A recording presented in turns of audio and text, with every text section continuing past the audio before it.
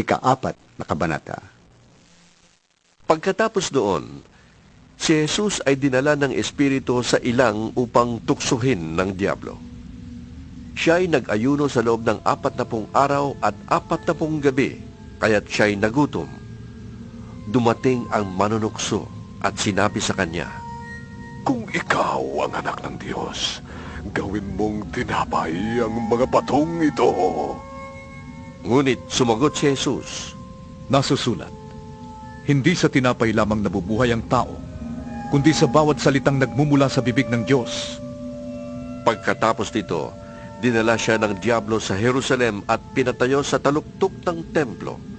Sinabi nito sa kanya, Kung ikaw ang anak ng Diyos, magpatihulog ka, sapagkat nasusulat, itatagubilin kanya sa kanyang mga anghel at aalalayan kanila sa kanilang mga kamay upang hindi ka matisod sa bato. Sumagot si Jesus, Nasusulat din naman, huwag mong susubukin ang Panginoon mong Diyos.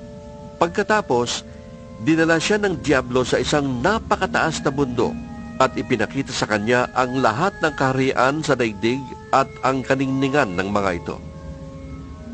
At sinabi ng Diablo, Ibibigay ko sa iyo ang lahat ng